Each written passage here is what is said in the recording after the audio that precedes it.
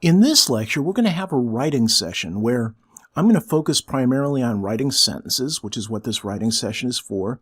But naturally, we're going to run into paragraphs and dialogue, which are the next sections or the next lectures coming up. So let's begin writing something with, what about a haunted house? There we go. Let's say something like, Mary stepped tentatively through the doorway. So we have beginning with a capital on Mary. Now you'd capitalize that anyway because it's a name, and we're ending with a period. So this is a complete sentence because we have Mary. What did she do? She stepped. And how did she step? She stepped tentatively. Where? Through the doorway. So we have a complete sentence here. Now, the house she had entered was cloaked in darkness. So we have yet another sentence here. Began with a capital T for the, ends with a period. The house she had entered, that's the subject, was, and it was cloaked in darkness. So we have a complete sentence. And you notice how these complete sentences work. You have something that's the subject, the house she had entered, was, that's the verb, and then you have an object clause here at the end, which is what is describing kind of what she entered. So let's keep on writing sentences here. These are all written in a paragraph because all the sentences are related, and we're about to talk about paragraphs in the next lecture. There was no sound within the seemingly abandoned structure. Okay, so there was no sound, or actually you got, there was no sound. So there was no sound within the seemingly abandoned structure. So where there was no sound. So we have another complete sentence. And what you want to do is write complete sentence. Now, with sentences, the other thing that you want is you want to mix up a combination of short sentences and long sentences. It's all a matter of not boring your reader. Now, another thing that I just noticed is, look at this. The house she entered was cloaked in darkness. Now, was cloaked is being highlighted by a word here. And why do you think? Because it's passive speech. So they're saying, consider active voice here. How would you do active voice? I like passive voice quite often for things like this. But you'd say, let me see, darkness enveloped the house or something like that. That's more active. Darkness is enveloping in that case. In this case, you're being passive. You're saying the house was cloaked. So active voice is always preferred over passive voice. But I'm going to leave this passive voice here. And let's add another sentence. There was no sound within the seemingly... Now we're going to start a new paragraph. We haven't learned about paragraphs yet, but this is the first time that I'm going to hit enter, and that will create a new paragraph. Because she's going to say, hello? Is there anyone here? Mary called. So whenever you start dialogue, or whenever you have dialogue, or you start a new set of thoughts, you break into a new paragraph. And we're going to learn that in the next lecture. Now we go and we break into a new paragraph because that's all the dialogue. There was no answer to Mary's query. She continued on into the gloom. Fortunately, and that's a little a lead-in, so I'm going to say comma after that, she had brought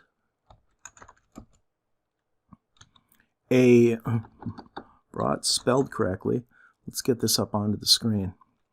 A flashlight with her that she turned on. So there, that's a somewhat larger or longer sentence that we're getting here. We're getting a nice mix.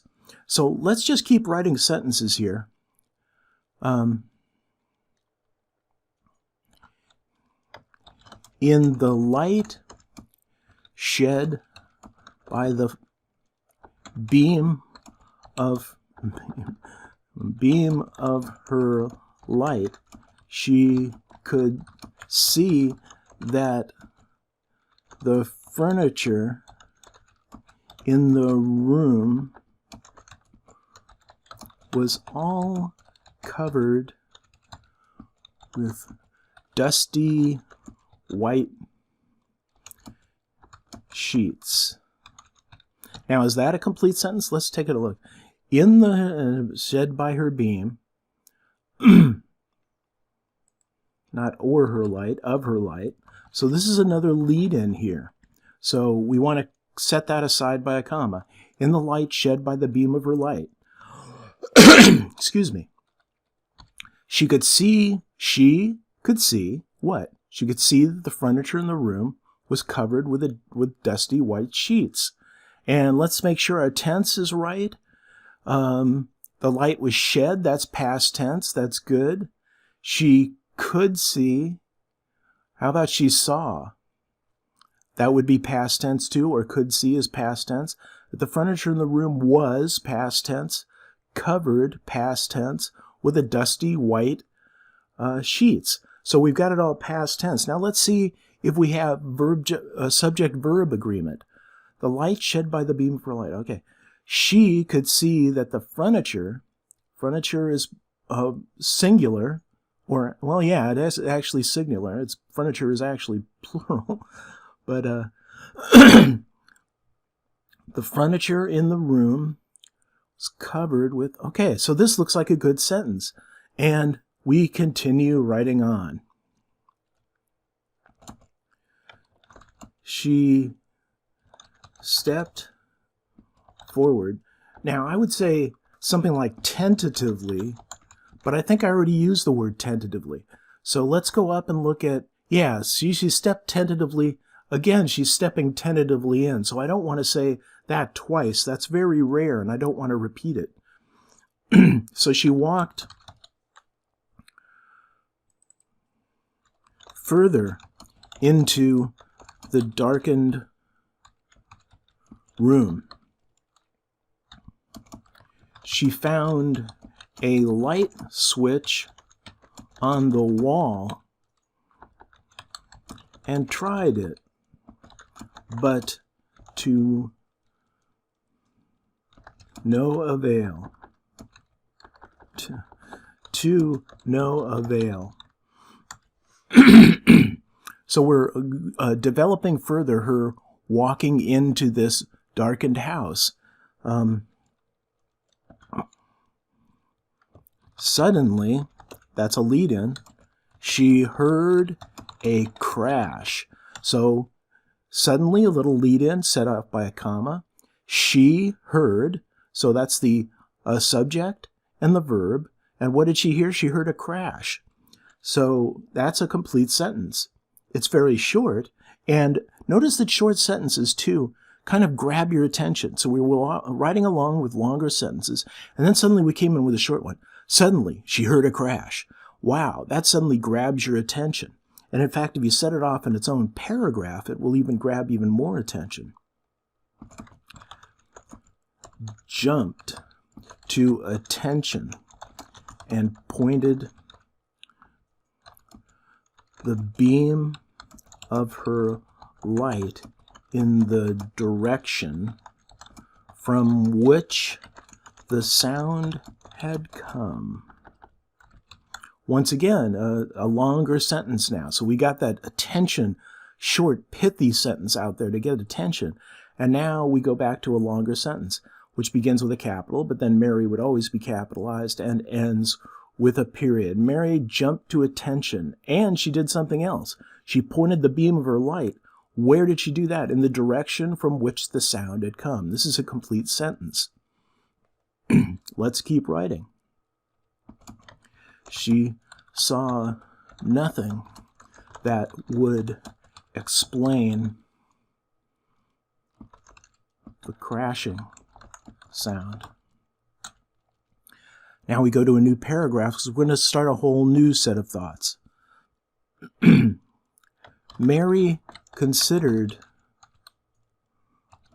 leaving the house, but something drew her forward. Perhaps it was the excitement of discovery,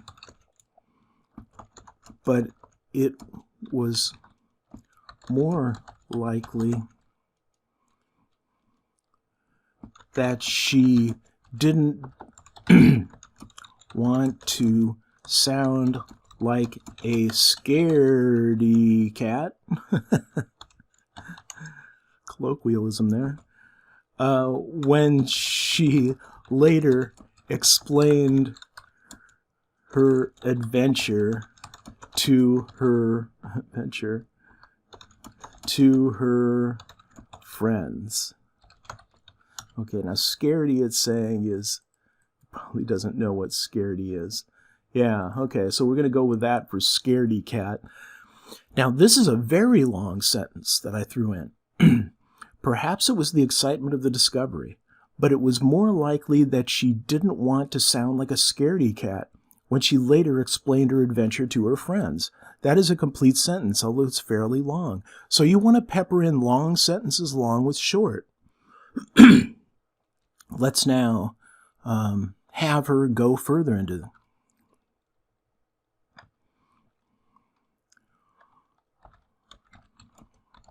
Once more, Mary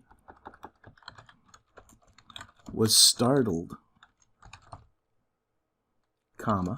this time by the sound of her own voice crying out when she barked.